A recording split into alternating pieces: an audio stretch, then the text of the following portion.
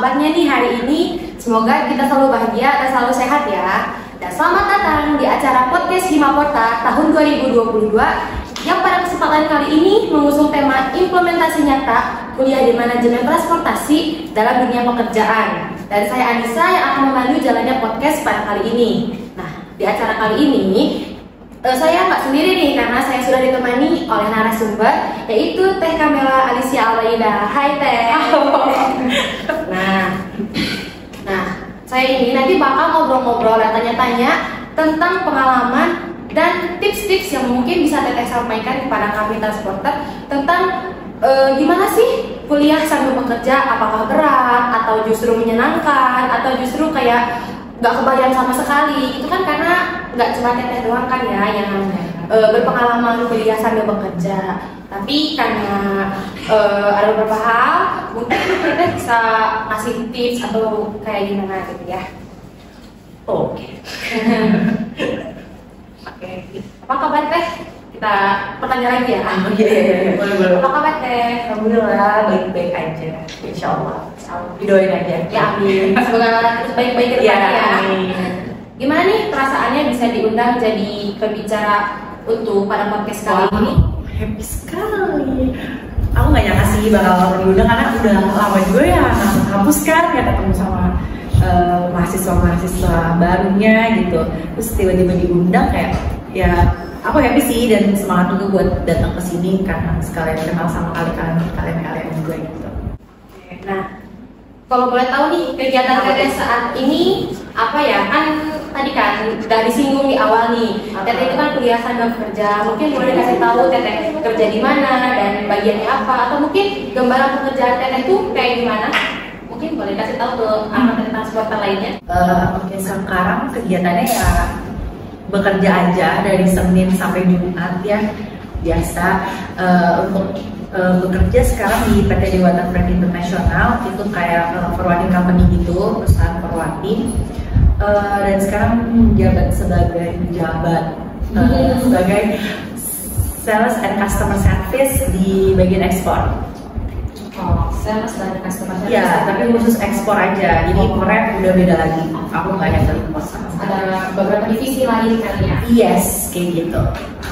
Nah, kalau boleh tahu nih, kerjanya apa aja ya jadi sales dan customer service di bagian ekspor gitu?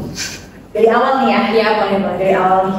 Seperti biasa, sales mah jualan ya. Sama aja lah kayak sales produk itu jualan. Tapi aku juga kan jasa servis kayak gitu. Ketemu customer, kita jual servis kita apa, kalau oke kita jalanin gitu. Kita juga kan bekerja sama dengan perusahaan-perusahaan pelayaran ya, perusahaan-perusahaan pelayaran. Kita juga dengan agent-agent overseas di pelabuhan destinasi kayak gitu. Aku ngerilis bill of lading, belajar kan bill of lading. Tahu nggak bill of lading? Tahu nggak ya? Kira-kira akan transporter yang lainnya tahu nggak? Berarti dia nggak tahu. Kalau misalnya aku tahu gimana? Bagus berarti ya. Iya, berarti kamu berhasil jadi mahasiswa Universitas Logistik Bisnis Internasional. Mungkin karena masih kagok kali ya. Iya, masih stimul aja nih di otak gue. Nah, sudah manajer sekarang. Iya. Nah, tadi kan udah ada nih Teteh pekerjaannya di bagian apa. Nah, itu tuh awal mula Teteh bisa kerja di bagian itu tuh apa? Gimana caranya? Apakah Teteh apply atau mungkin ada cara lain? Jadi dulu aku semester magang di internship ya, tapi kamu juga ada kan magang gitu. Magang di perusahaan PT Dewata itu magang 3 bulan dan alhamdulillahnya dikasih kontrak nih mau nggak gitu kan. Jadi aku dulu magangnya tuh nggak sales dulu, Anissa. Aku sempat jadi documentation gitu, jadi aku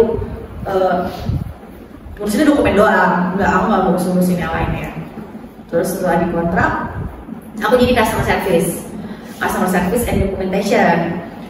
Terus setelah beberapa bulan, sekarang jadi sales juga lah gitu.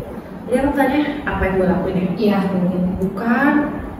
posisinya awalnya gimana? Kan, kenapa gue bisa apply di sini? Oh iya, itu udah dikasih itu, sekarang udah dikontak gitu. Nah, kan nanti internship di sini nih. Nah, itu tuh awal internshipnya gimana? Mungkin bisa diceritain apakah Teteh memilih company-nya atau mungkin ada saran dari beberapa nih company ini nih kira-kira cocok atau lagi nyari internship? Kalau nggak salah PT Dewata tuh bekerja sama lebih Stimlok kan dulu, ya sama-sama Stimlok, PT Dewata itu dulu. Terus kalau kalian kenal ada angkatanku namanya Jo. Ya. Ya, dia tuh magang di situ dulu. Dia lebih dulu masuk di situ. Terus akhirnya dia ngabarin, lu mau nggak masuk sini gitu. Terus ya oke, akhirnya aku coba apply. Dipanggil interview, alhamdulillah dapet tuh di situ magang. Iya. Mungkin karena internship dan mungkin bisa dilanjutin. Jadi kalau internship nih kalian yang bener ya, jangan setengah-setengah gitu. Gue kan internship, apalagi kalau misalnya yang nggak dibayar, rata-rata internship yang nggak dibayar pasti kayak ngapain gue kerja nggak dibayar gitu kan.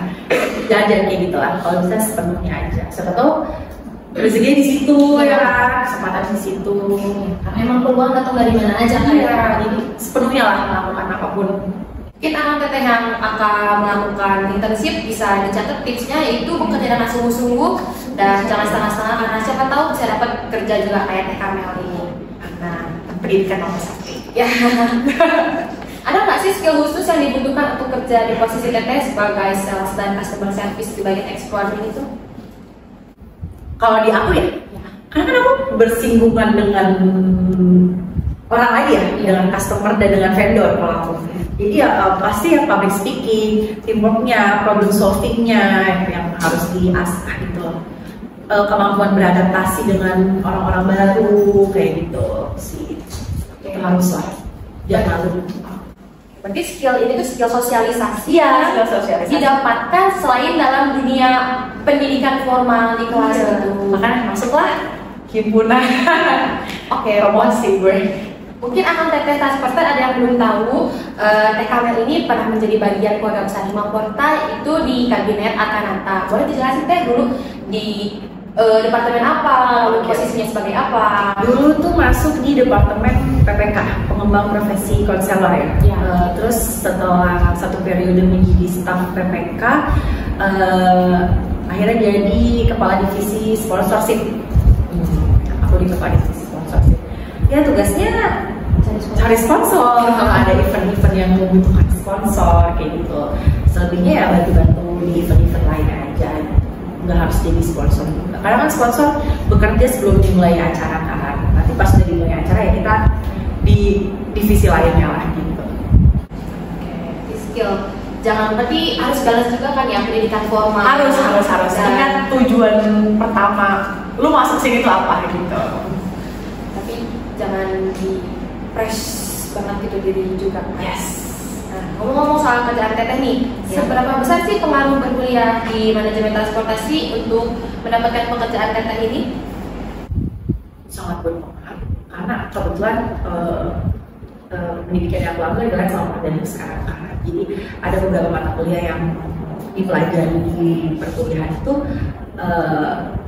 ada di dunia pekerjaan gitu. Jadi seenggaknya aku tahu basic-basicnya, basic tentang logistik, tentang ekspor impor, kepabeanan, pelabuhan itu aku udah tahu basicnya dari kuliah ini. Jadi setelah masuk ke dunia kerja tinggal diasah aja gitu, yang diperluas lah edukasinya gitu, diperluas ilmunya. Karena ya di dunia perkuliahan kan rata-rata ya nggak rata-rata, maksudnya basic ya gitu kan, dasar dunia logistik itu seperti apa gitu. Jadi dunia kerja bisa diperluas lagi sih, apalagi kan di dunia kerja langsung turun ke lapangan ya, bisa lihat langsung nih gitu. Jadi ya semakin kita turun langsung tuh malah semakin kita bisa gitu dibanding teorinya doang.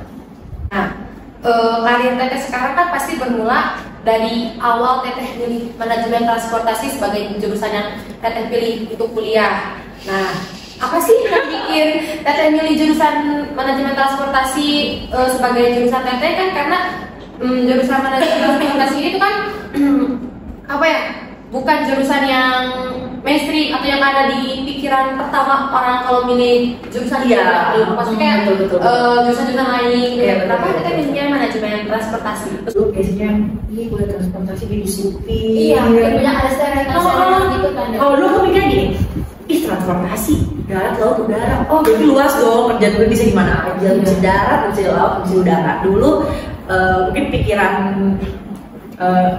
dasarnya kayak gitu kali ya, pikiran konyol ya, pikiran itu kayak gitu. Tapi kan setelah masuk ke dunia logistik sendiri, oh ternyata tenaga ahli logistik itu emang sangat dibutuhkan di Indonesia gitu. Masih banyak orang-orang yang bekerja di dunia logistik itu bukan dari background pendidikan logistik gitu atau transportasi langsung. Biasanya mereka emang belajar lagi gitu loh. Jadi emang ternyata tenaga ahli logistik itu sangat-sangat dibutuhkan di Indonesia gitu. Karena teteh milih jurusan di manajemen transportasi itu karena apa ya, karena banyak kerjanya luas. Iya, betul. Banyak orang yang belum pure di manajemen transportasi berkecimpung. Iya betul. Apa ini selalu ada kata-kata logistik yang pernah mati gitu kan. Betul ya. Betul. Karena apapun keadaannya, iya, ada zombie pun tetap ada tuh pengiriman barang kan, pasti dibutuhkan. Kemarin udara masuk transportasi gitu. Kemarin juga yang pas masih masa pandemi itu kan mati kan logistik itu. Enggak, betul. Itu contoh nyata ya yang bisa kita lihat. Apa aja sih yang teteh rasain pas pertama resmi jadi mahasiswa itu? Mungkin apakah sesuai dengan ekspektasi teteh atau mungkin karena bukan jurusan yang mainstream, mungkin ada beberapa hal yang wah apaan ini ngebahas apa nih gitu. Mungkin kalau ditanya perasaan sih ya biasa aja, gue mahasiswa gitu. Kalau ditanya perasaan ya udah gue mahasiswa gitu. Tapi kalau misalnya mungkin lebih ke karena teman-teman gue nggak ada yang di dunia ini ya, nggak ada yang berkuliah di logistik dan transportasi gitu. Jadi di saat orang-orang bisa nanya ke kampus lain, kita enggak dong, kita keputar di kampus kita sendiri, mungkin berada di situ. Jadi ya akhirnya kan kita cuma belajar di lingkaran kita doang kan, kita nggak bisa nanya keluar. Itu aja sih saat pertama kali menjadi mahasiswa Universitas Logistik Bisnis Internasional gitu. Masih ke banyak stiwak. Cinta banget gue Mas Riko. Oke, lanjut ke pertanyaan selanjutnya, itu apa aja sih yang teteh dapetin selama berkuliah di jurusan manajemen transportasi ini, atau selain ilmu yang luas, atau mungkin ada beberapa hal yang teteh syukuri banget bisa ditemukan di jurusan manajemen transportasi ini? Yang disyukuri, aku bersyukur masuk himpunan transportasi saat berkuliah, karena ternyata emang banyak banget hal-hal dan basic yang bisa kita terapin di dunia kerja gitu. Seperti cara kita menerima pendapat, cara kita berdiskusi, berdebat dengan orang lain, tapi dengan cara yang baik kayak gitu. Banyak sih hal yang aku syukurin dari himpunan kayak gitu loh. Gimana cara kita bersosialisasi dengan orang-orang baru kayak gitu. Gimana cara kita meredakan marah gitu kan. Saat pasti ada kan mesti tegang perbedaan pendapat, dan ya itu tuh benar-benar bisa kita terapin di dunia kerja kayak gitu. Social skillnya yes. Yang bisa didapatkan di himpunan. Ada nilai plusnya lah. Ya, nggak rugi, maksudnya nggak rugi bergabung dalam organisasi. Ini gue nggak promo tapi emang bener ya. Tapi kayaknya apa sih promo juga karena himpunan keren. Saat kita bisa memanage segala hal aja sih. Iya, manajemen waktu. Nah, manajemen waktu juga bisa kita terapin juga di dunia kerja. Kayak gitu. Itu kan juga kita pelajari di organisasi kan. Iya. Tips untuk selama teteh menjalani dunia perkuliahan tuh apa sih, biar kayak belajarnya ada, organisasinya ada, senang-senangnya juga ada, istirahatnya juga ada. Tips ya, berat banget ya tips tuh. Tips sadar diri sendiri, sadar kemampuan diri sendiri. Itu aja sih tips dari gue. Saat kalian sadar kemampuan diri sendiri, nilai diri kalian sendiri gitu tuh, pasti ya lancar lah gitu. Bener deh, kalau saat kalian rasa nggak bisa, nggak mampu, ya belajar, jangan pasrah kayak gitu. Itu tipsku ya. Kalau misalnya kalian rasa gue susah nih apalah, ya dicatat kayak gitu. Jangan pasrah lah. Apa itu pasrah? Kalian saat ya tahulah kemampuan diri kalian sendiri gitu. Kalian bisa nilai diri kalian sendiri. Dan itu harus gitu. Ya itu tipsnya. Kalau tadi tipe orang yang belajarnya enggak, gue nggak belajar. Gue nggak pernah nyatet. Gue nyatet di saat gue ngerasa gue nggak nggak bisa gitu, kehitungan kan nggak bisa yang kayak gue langsung hafal gitu ya. Nah kalau kayak OR gitu kan hitungan lah, itu gue masih nyatet. Tapi kalau yang teori-teori di PPT gue nggak nyatet. Tipsnya belajar bareng. Belajar bareng. Karena pasti dosen tuh ngasih kisi-kisi kan. Ya ada beberapa dosen yang ngasih kisi-kisi, ada yang enggak. Nah dari kisi-kisi itu, kalau gue catetin jawabannya, gue rangkum jawabannya, nanti gue pelajarin bareng temen-temen gue. Ada nggak tambahan jawabannya, atau ini bener gak sih gitu, atau kita open discuss lah gitu. Ya sejam juga cukup kan, sejam 2 jam gitu. Sisanya kalau mau main ya main. Sadar sama gue sendiri gitu. Ya, karena istirahat juga diperlukan kan. Benar. Ya mungkin kita harus ngepres diri kita belajar, terus malah ujungnya mungkin jadi burn out atau terus jadi karena apa yang kita pelajari malah jadi hilang karena kalau misal kalian sukain mepet deadline, ya kalau mepet deadline bikin kalian ngerjain bener ya why not gitu loh, ya kan? Karena mepet deadline kita akhirnya bekerja mikir itu kalau masuk gitu kan ide-ide gitu kan saat mepet deadline, ya why not, gak apa-apa. Jadi ya disesuaikan aja sama diri kalian sendiri. Apakah teteh tipikal mepet deadline atau mungkin mepet banget kalau gue, bener deh. Sebelum ya lebih mikir aja gitu. Kalau gak mepet deadline tuh udah mikir gue, santai gitu kan. Masih jauh. Iya. Kurang mikir kalau mepet deadline. Tapi jangan dicoba juga. Kalau misal kalian gak bisa kayak gitu ya jangan gitu. Ya, orang kan belajar beda makanya. Mungkin ada yang merasa dari jauh-jauh hari biar tenang. Karena gue orangnya gak perfeksionis gitu. Gue gak perfeksionis, orang yang gue rasa oke, ya udah gitu. Jadi kalau buat orang perfeksionis mungkin mepet deadline ada susah kali ya. Stres kali kan nanti dia kalau gitu. Senjata diri sendiri. Jadi sesuaikan aja sama kebutuhan diri sendiri gitu, kemampuan diri sendiri gitu. Oke, nah kan kalau belajar pasti ada istirahatnya. Nah, tadi tipikal yang ngabisin istirahatnya itu gimana nih? Apakah dengan cara keliling-keliling kemana gitu kan? Bandung itu kan luas kan ya, banyak tempat wisata. Mungkin ada teteh sukanya ke situ atau mungkin di kosan aja, refreshing, recharge energi. Gue kupu-kupu sih ya. Enggak, ya lebih sering pulang ke kosan sih karena apa ya, kalau pas pagi kan ngantuk ya, di bangun nongkrong sih mending tidur kalau aku ya, kalau lagi habis kelas kayak gitu. Kalau mau main ya paling malam pas emang udah saatnya main gitu, dari istirahat kan udah nggak ada.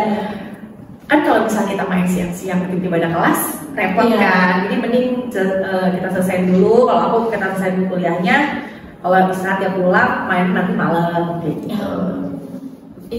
Nggak ada waktu kuliah. Betul. Di tips dunia kuliah kan pasti ada banyak hal yang menunjang kesuksesan gitu, kayak misalnya ada kayak pelatihan itu adalah yang paling utama ya, restu orang tua kita itu kan emang pasti penting gitu biar berkah gitu. Nah pasti kan ada penunjang selain doa orang tua itu kan ada mungkin cara ningkatin skill kita. Mungkin teteh pernah ikut pelatihan atau apa gitu? Karena aku kan kerja itu, maksudnya masuk ke dunia kerja itu kan semester 6 akhir ya, mau semester 7 awal. Dan ya kalau pas anak kuliah kan kayak ini nggak banyak praktek lah ya gitu kan. Dan gue sadar diri gitu loh, biar gue bisa menyesuaikan lingkungan kerja gue gitu. Makanya gue ikut pelatihan yang relate sama kerjaan yang gue ambil. Makanya gue ikut Supply Chain Indonesia waktu yang basic logistik, transportation management. Gue juga ikut Alfi Institute, gue ngambil pelatihan vector mapping kayak gitu. Ya biar tingkatin kemampuan dan ilmu aja sih, biar bisa menyesuaikan lingkungan kerja, biar kita nggak kosong-kosong banget gitu kan, nggak nyusahin orang juga gitu. Jadi mending kita belajar aja gitu. Ilmu basic selain dari kuliah. Betul, saya dari kuliah juga. Itu tadi tuh kalau pelatihan itu tuh dari mana sih? Apakah kita nyari sendiri atau mungkin ada orang yang rekomendasi ini ada pelatihan ini, coba cek atau gimana gitu? Kalau aku sih direkomendasiin waktu itu, tapi yang sekarang kan banyak ya di sosial media juga. Kadang juga ada yang nge-share juga kan dosen-dosen kayak gitu. Kalau aku sih waktu itu direkomendasiin emang untuk ngikutin pelatihan itu. Bisa saya cari di sosmed, ada informasinya gitu kan. atau mungkin tanya-tanya. Nanya aku juga nggak apa-apa. Kamel bagi Itu aku cari itu pelatihannya. pengen ikut pelatihan berhubungan dengan transportasi atau logistik mungkin bisa mungkin tanya orang-orang yang lain gitu. Terakhir nih Teh, Apa tuh? harapan dari Teteh untuk jurusan manajemen transportasi dan Himapuata mungkin Teh? Harapan ya? Emang agak bikin Iya, emang harapan tuh mikir ya. Harapannya ya jaya selalu di darat, laut, dan udara. Simple as that. Ya, jaya terus lah. Semoga mahasiswa-mahasiswa bisa dipercepat lulusnya, dipermudah mencari pekerjaannya. Basic banget gue. Kalau basic juga berarti karena nggak ada harapan yang nggak berarti. Betul. Nah, terus untuk Himapuata nih apa nih harapan untuk kami Himapuata sekarang dan kedepannya? Ya semangat terus lah. Semangat terus maksudnya kan udah terjun nih. Ya. Jangan setengah-setengah gitu. Ya istirahat boleh, nggak apa-apa istirahat. Tapi ya jangan hilang lah. Selesai tugasnya sampai selesai gitu. Selesaikan apa yang kamu mulai. Yes, gitu. betul. Nah, teman-teman nggak kerasa udah di kunjungan Oh, udah acara. Nah, gimana nih Teh perasaannya? Apakah masih Perasaan happy? lagi dong gue tanya happy. Gue happy. Apakah masih happy atau Happy. jadi tercerahkan atau kayak kesadaran Gue dengan happy mengumpulkan banget. diri sendiri? Mungkin kan ada beberapa, kadang beberapa kita tuh nggak kepikiran hal sebelum kita ngomongin kan kadang-kadang. Iya sih. Mungkin kita jadi tercerahkan. Aku juga sorry ya kalau kayak peres gitu. Santai aja sih. Sekarang gue happy. Alhamdulillah berarti masih happy ya. Masih happy. Alhamdulillah. Nah, semoga apa yang tadi kami sampaikan, baik itu pengalamannya atau tips-tipsnya bisa di apa ya namanya di bahasa kerennya tuh aku nggak bisa. Nah, digunakan, dipakai oleh angkatan transporter lainnya.